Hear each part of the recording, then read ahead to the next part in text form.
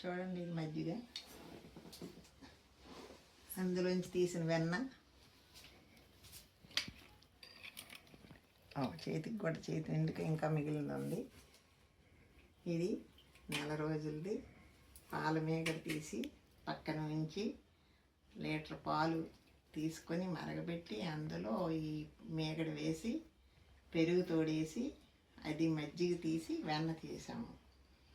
ఇది నెయ్యి మరగబెడితే కార్తీక మాసానికి దీపాలు పెట్టుకోవడానికి, ప్రసాదంలో వేయడానికి బాగుంటుంది.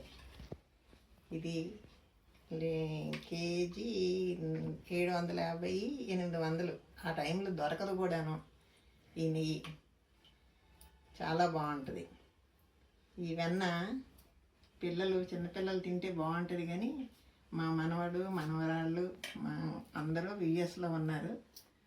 వాళ్ళు తినే యోగా మిస్ అయిపోయారు. అది అయినా తెల్లవారి దేవుడికి పూజ చేసినప్పుడు కృష్ణయ్యకి పెడితే అందరూ తిన్నట్టే. ఆ కృష్ణయ్యకి పెట్టుకొని తెల్లవారి మళ్ళీ నెయ్యి మరగబెట్టుకొని వెన్న మరగబెట్టి నెయ్యి తీస్తాం. బాగుందా చూడండి. బయట నెయ్యి కొనుక్కొని తీసుకొచ్చి వాడాలంటే భయం వేస్తుంది. ఆ నెయ్యి కల్తీదా మంచిదా చెడ్డదా అన్నది ఆ వీడియోలు మేము టీవీలంటే చూస్తున్నాము. అవి చూడంగానే భయం వేస్తుంది. నెయ్యి వాడాలంటే భయం. కొనాలన్నా డబ్బులు ఎక్కువ, డబ్బులు ఆదా చేసుకున్నట్టు ఉంది. ఆ నెయ్యి మంచి నెయ్యి వాడినట్టు ఉంది. మేము డబ్బులు ఆదా చేసుకున్నాము.